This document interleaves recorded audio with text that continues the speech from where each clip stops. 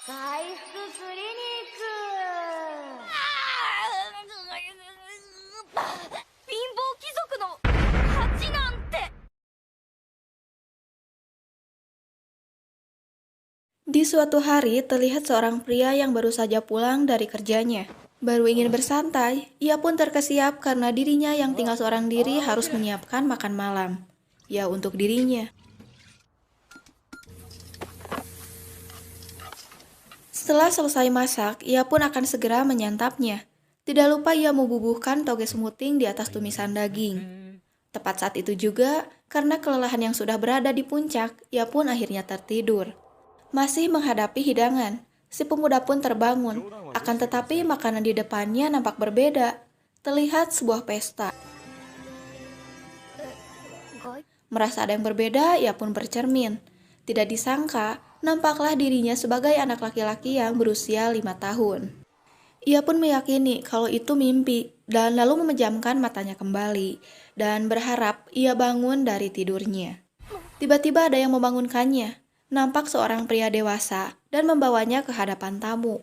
Terkuak kalau pria tersebut adalah ayahnya si anak. Lantas ia pun menyuruh si anak memperkenalkan diri. Mendengar itu ia sangat kebingungan. Tidak lama kemudian datanglah seorang pria yang bernama Tuan Erik. Erik berterima kasih kepada para tamu karena mereka telah datang di pernikahan kakaknya yang bernama Kurt. Ia pun membantu adiknya alias si bocil tadi memperkenalkan diri. Dan ya, kini namanya adalah Wendelin von Benno Baumeister.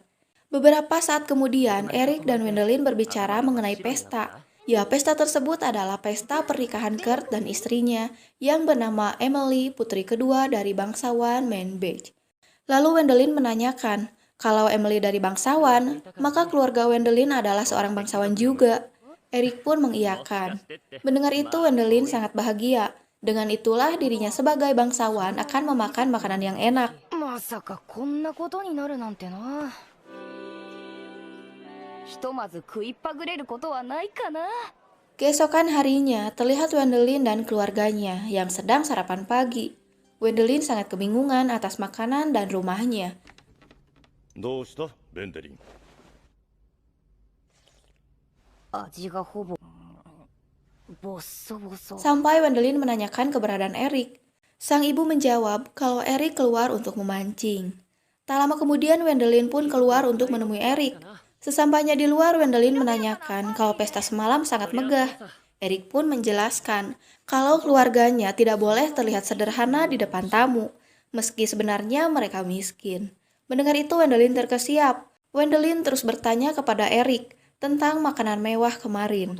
Erik pun menjawab kalau makanan tersebut adalah menu khusus untuk pernikahan, dan mulai sekarang keluarganya akan memakan roti kecoklatan dan sup ringan. Mendengar itu, Wendelin memikirkan, meski ia miskin, tetapi keluarganya adalah seorang bangsawan, kakaknya Erik dan Kurt. Ia pun meyakini kalau dirinya masih bisa mendapat keuntungan sebagai anak ketiga. Tidak lama kemudian datanglah Helmut. Wendelin memikirkan berarti ia adalah anak keempat. Lalu datanglah Paul juga Herman. Erik mengatakan kalau Walter dan Karl tidak ada saat pernikahan. Mendengar itu, Wendelin terkesiap dan mengatakan kalau dirinya adalah bangsawan miskin anak ke-8. 俺は貧乏貴族の。 Keesokan harinya, nampak Wendelin yang sedang melihat sebuah peta, di mana ibu kota Stuttgart populasinya paling banyak, sekitar 1 juta penduduk. Dan kalau menuju ke selatan, ada wilayah Duckblechhorder, di mana tempat tersebut memiliki wilayah perdagangan terbesar yang bernama Branchburg, dengan populasi 200.000 orang. Lalu ke arah selatan dan melewati pegunungan, akan menemukan tempat tinggal keluarganya, yakni wilayah kesatria Baumeister yang berpopulasi 800 jiwa. Beberapa saat kemudian, Wendelin melihat kakaknya yang berpamitan kepada sang ibu. Sampai Wendelin menghampirinya dan menanyakan kepada ketiga kakaknya. Lalu mereka menjawab kalau mereka memutuskan untuk meninggalkan tempat tinggal. Mendengar itu, Wendelin terkesiap dan mengatakan kalau ketiga kakaknya bisa mewarisi tanah di tempat tersebut. Mendengar itu, Paul mengatakan kalau bangsawan miskin seperti dirinya mana bisa melakukan seperti itu. Seluruh tanah akan diwariskan kepada Kurt, dan ketiga kakaknya harus memberikan haknya untuk menyelesaikan masalah keuangan dan meninggalkan rumah. Dengan begitulah mereka bukan bangsawan lagi, sampai mereka pun menaiki delman lalu pergi. Beberapa saat kemudian, kini Wendelin berada di perpus untuk mencari buku yang berguna. Saat akan mengambil buku lagi, terlihat kertas dan bola kristal terjatuh. Wendelin pun membacanya. Isi kertas tersebut adalah tentang sihir, di mana bola kristal tersebut bisa memastikan kekuatan sihir terpendam. Awalnya Wendelin tidak percaya, sampai ia pun iseng-iseng mencobanya. Sebelum itu Wendelin membaca kertas tersebut yang tertulis jika memiliki bakat sihir, maka bola kristal akan bersinar. この才能があるならば、様々な平等に与えられています。ぜひ確 Wendelin pun memulai uji cobanya, sampai ngos-ngosan, bola belum menunjukkan respon. Tidak disangka, tiba-tiba bola kristalnya bersinar.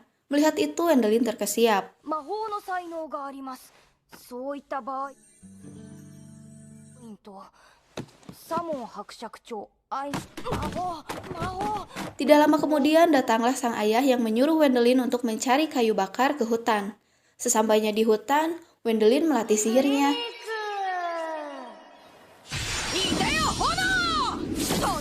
Sampai datang seorang pria. Si pria tersebut mengatakan, akhirnya ia menemukan manusia yang sama sepertinya dan menanyakan nama Wendelin. Melihat itu Wendelin terkesiap dan ketakutan sambil menodongkan ranting kayu. Lalu ranting kayu tersebut dibawa oleh si pria sambil mengatakan, jangan takut kalau dirinya adalah pengguna sihir juga, dan lalu ia melemparkan ranting tersebut ke jurang. Tidak disangka, ranting tersebut kena batu kecil dan akhirnya batu meninggang babi hutan. Si pria dan Wendelin bergegas untuk melihatnya. Sampai terlihat babi hutan mengamuk karena ketinggalan batu. Melihat itu, Wendelin ketakutan dan berlari. Saat berlari, tangan Wendelin dipegang si pria sambil mengatakan, bayangkanlah sihir angin. Awalnya Wendelin ragu sampai dirinya bisa mengeluarkan sihir angin.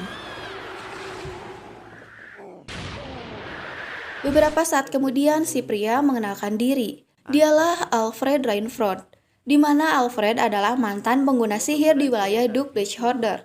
Alfred mengatakan kalau Wendelin bisa menjadi pengguna sihir yang lebih hebat darinya. Mendengar itu, Wendelin terkesiap. Keesokan harinya, terlihat Wendelin sedang meminum teh. Sementara Alfred memasukkan babi hutan ke dalam kantungnya. Melihat itu, lagi-lagi Wendelin terkesiap. Alfred mengatakan kalau dirinya ingin mewariskan sihirnya kepada Wendelin. Mendengar itu, Wendelin terkesiap karena dirinya tidak mempunyai uang. Sampai Alfred menjelaskan kalau dirinya tidak butuh uang, yang ia butuhkan hanyalah seorang murid. Wendelin pun mengatakan kalau ia akan melakukan apa saja untuk mempelajari sihir, dan memanggil Alfred dengan sebutan guru. Alfred menjelaskan mulai besok langsung latihan. Mengenai sihir tersebut cukup Wendelin dan gurunya yang tahu. Kalau sampai ada yang tahu, maka akan ada pengikut Tuan Tanah yang merasa bahwa Wendelin lebih pantas menjadi penguasa selanjutnya, sehingga akan terjadi perebutan kekuasaan.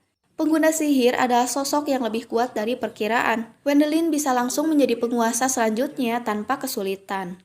Keesokan harinya dimulai latihan pertama, yakni penyesuaian wadah. Ya, dengan metode latihan tersebut, energi sihir Wendelin yang lebih sedikit bisa setara dengan energi Alfred yang lebih banyak. Wendelin merasakan tangan Alfred dingin, sampai Alfred menyuruh Wendelin membayangkan energi sihirnya mengalir di tubuh masing-masing melalui lingkaran yang dibuat. Wendelin pun bisa melakukannya. Melihat itu, Alfred sangat kagum karena Wendelin memang sesuai dengan dugaan Alfred. Jumlah maksimal energi sihir seseorang telah ditentukan sejak lahir. Di sisi lain terlihat sang ayah melihat perbedaan letak bola kristal ditemani oleh Kurt. Sampai sang ayah memikirkan kalau Wendelin yang memindahkannya, tetapi sang ayah tidak percaya karena Wendelin tidak mempunyai bakat dalam sihir.